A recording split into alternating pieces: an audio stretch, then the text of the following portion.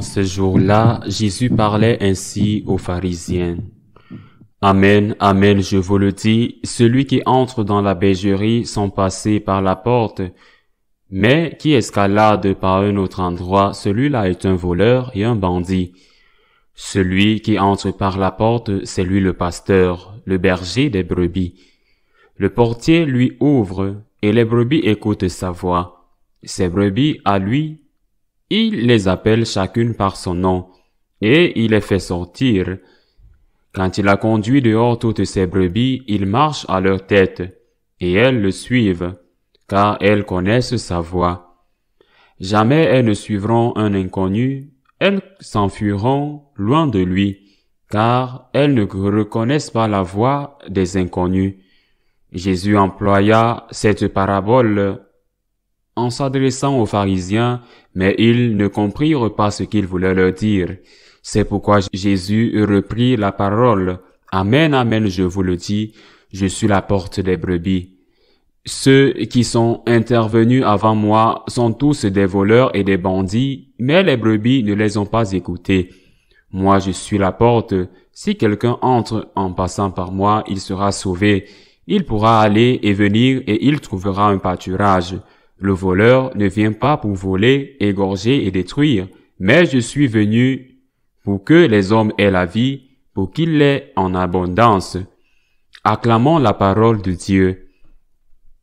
Jésus est la porte, et celui qui ne passe pas par lui est un voleur, qui fait des ravages, qui veut profiter des brebis, qui passe par la porte, et qui ne passe pas par la porte.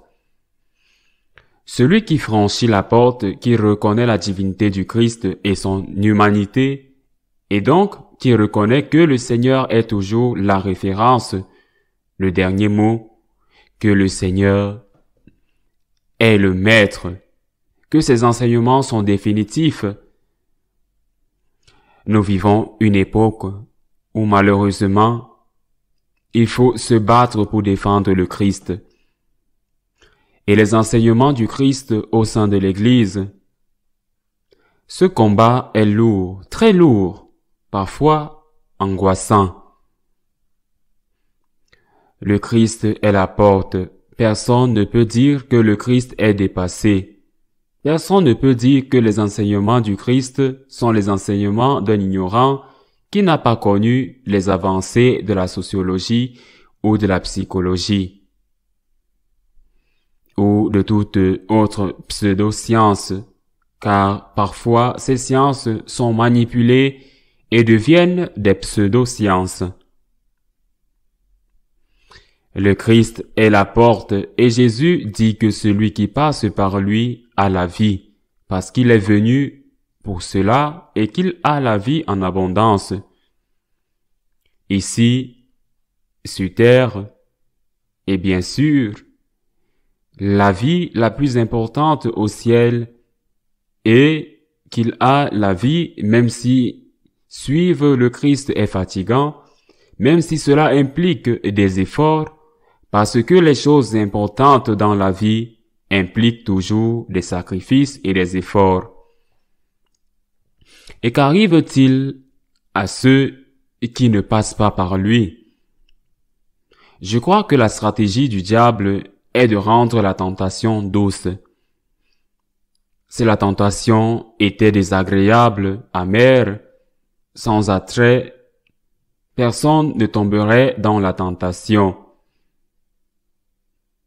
Si quand on est soumis à la tentation, quelle qu'elle soit, on voyait les conséquences qu'on va avoir après la tentation, après être tombé dans la tentation, sûrement, très peu de gens tomberaient dans la tentation.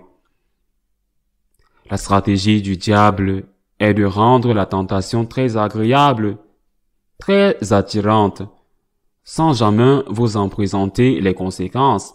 C'est ce qui se passe avec les mauvais pasteurs. Ils vous présentent des enseignements qui sont contraires aux enseignements du Christ.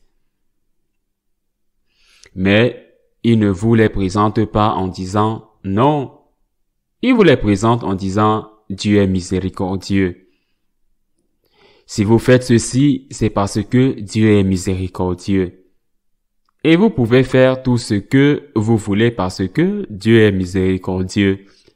Et ils utilisent la miséricorde de Dieu contre Dieu et contre les gens à qui ils promettent cette miséricorde. Ils se présentent comme plus miséricordieux que le Christ lui-même. Ils se présentent comme ceux qui aiment vraiment les gens et beaucoup y croient. D'autres non. Jésus dit, « Mes brebis écoutent ma voix, et elles me suivront. » Elles ne suivront pas la voix des mauvais pasteurs. Mais beaucoup, peut-être parce qu'ils n'ont pas la formation ou parce qu'ils n'ont pas eu d'expérience de Dieu, beaucoup écoutent ces mauvais bergers qui les conduisent à la perdition et les séduisent par les paroles agréables à entendre. Vous pouvez faire tout ce que vous voulez. Ne vous inquiétez pas. Dieu vous aime. L'enfer n'existe pas. Ou s'il existe, il est vide. Tout le monde va au ciel. Il ne se passe rien. On m'a raconté l'autre jour qu'un prêtre célèbre d'un pays latin avait dit pendant la semaine sainte que le dimanche de Pâques, tout le monde pouvait communier, quelle que soit sa condition, parce que c'était le jour de la résurrection du Christ. Que ce jour-là, tout le monde pouvait aller communier sans se confesser, quelle que soit sa condition. C'est un exemple simple. C'est un de plus de ce prêtre pense sûrement qu'il fait ce qu'il y a de mieux pour les gens et que c'est une expression de la miséricorde du Christ. Mais il n'enseigne pas aux gens qu'on ne peut pas communier en état de péché mortel, parce que c'est offenser le Seigneur et se faire du mal à soi-même. Celui qui mange et boit le corps et le sang du Christ, sans y être préparé, mange et boit sa propre damnation. Donc, de même que nous disons que le Christ est le bon pasteur, et que lui seul est le bon pasteur, et que lui seul a les paroles de la vie éternelle, et que ces paroles ne passeront jamais, nous devons reconnaître qu'il y a beaucoup de mauvais bergers et que ces mauvais bergers agissent comme des loups déguisés en brebis. Dieu les jugera parce que ce qui est dans leur conscience est une affaire entre Dieu et eux. Peut-être que ces mauvais bergers n'ont pas toujours été de mauvais bergers et qu'ils ont été trompés dans leur séminaire ou dans leurs années de formation à un moment donné par d'autres qui ont fait d'eux de mauvais bergers. Mais les dégâts sont immenses.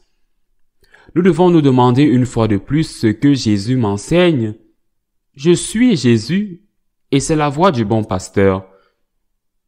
Et je ne veux pas écouter d'autres voix que celle du bon pasteur. Entre autres, parce que je veux vivre en paix avec ma conscience sur terre et que je veux être avec Jésus, avec Dieu, avec la Vierge Marie, quand l'heure arrivera au ciel. Ainsi soit-il.